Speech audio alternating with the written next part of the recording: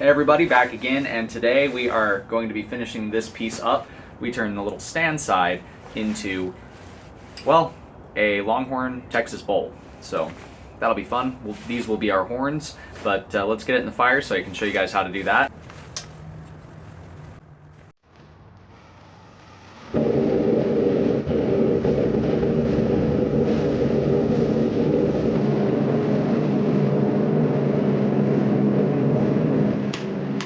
So first thing we're going to do is we're going to straighten out one of the tines that was forming that stand, and then we're going to start drawing that out to about 5 to 6 inches in length for both tines in order to create what will eventually become our horns. When we're doing this, we're going to put a taper across the entire length of these so that way they come out nice and uniform and they look nice and even by the time we're done.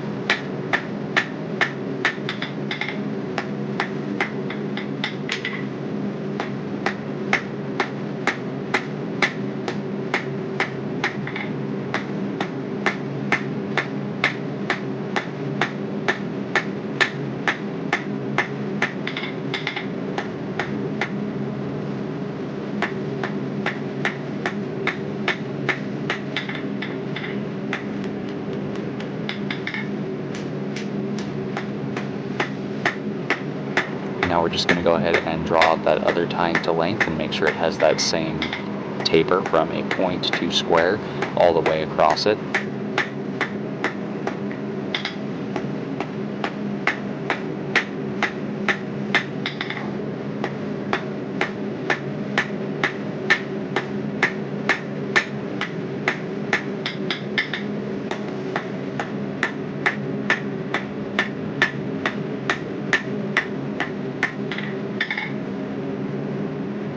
Here we're just using our calipers in order to make sure we have the same length on both these tines, and then we're just going to go ahead and straighten both these tines up, match them up side by side with each other for the next phase. So that way they're out of the way and they're in a more convenient place for us to continue working this project.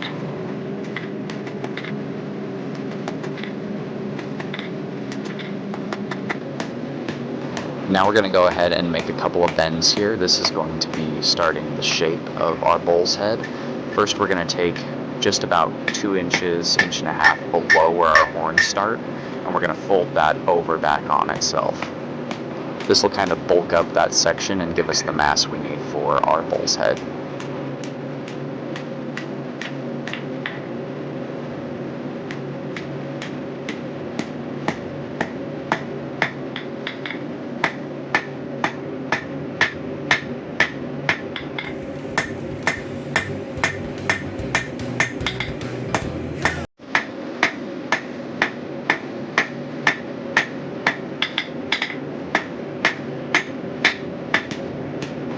Now we're just going to bend that section we just put together over one more time, but we won't fold it all the way over. We're just going to bend this forward so that way it kind of separates the head from the shank and gives us a nice clear head and neck profile for this.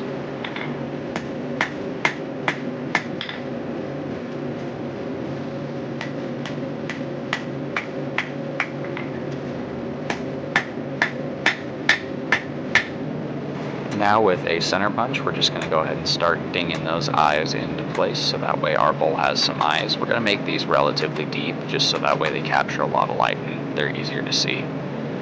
Then we're going to go ahead and move over to a broader punch, and we're going to start upsetting some material for the nose or for the nostrils. I do off camera use that center punch to punch a center hole to create the actual nose hole in these nostrils, but that only takes 1 or 2 swings, so I did that off camera. Now we've got a gouge and a flat chisel for the next phase. We're going to use our gouge to create kind of these folds on the nose that you see on a lot of cows, where it kind of distinguishes the face a little bit more. And then we're going to use that flat chisel as well as our punch to tune up the nose, put a line in between the two nostrils, and create a mouth.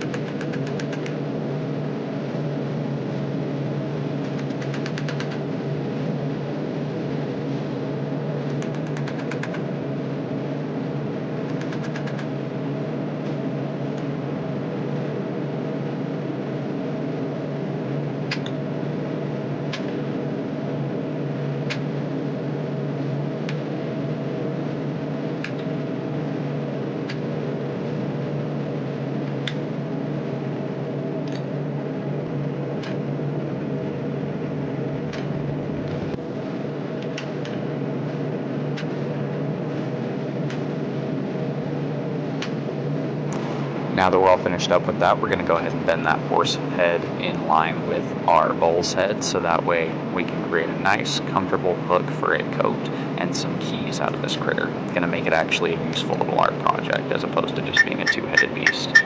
Now we're going to, very carefully, without messing up either one of these heads, start to flatten out that center section where we're going to punch some holes for the screws that are going to hold this into a wall.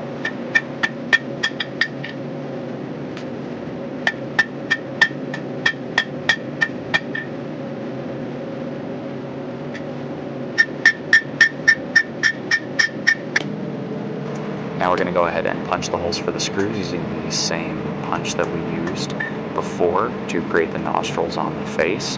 And we're just going to go ahead and hot punch these holes through. I don't have a drill press. I don't really prefer to use a drill press. I prefer to punch holes into my material by hand.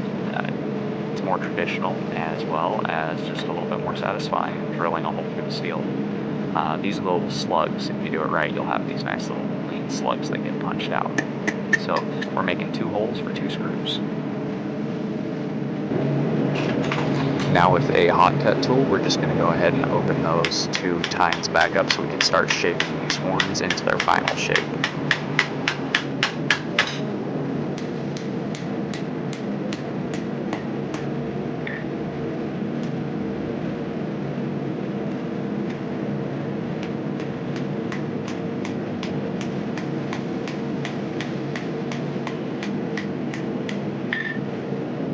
A set of scroll tongs is incredibly useful. These are ones I made a long time ago, but they do the job regardless of how janky they look. As you can tell, scroll tongs are great for establishing little angles and bends in thinner material, as well as just manipulating your stock. We're also going to bend out this horse head so it can hold a coat a little easier. Now we're just going to wire brush some of that scale off these horns and off of this project. Make sure it stays nice and clean, because scale forming on your stuff can get forged back in and give it kind of a dirtier look even if you try to clean it up later. Now we're just going to put some final bends in these horns, make sure everything is as we want it, maybe brush it a little bit more, and then we'll be all set to rock and roll.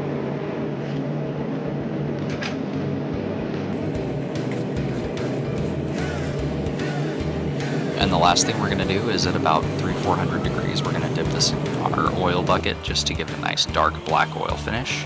And just like that, we've got our bull head all forged out, and we've got our finished coat hanger all done. So we've got our little bull all finished up on top of that horse head for the bottom of the hook. So you can hang your coat here and your keys here. Just screw it into the wall with those 2 little screw holes, and as you can see, they are countersunk, so the screws sink in there nice and deep.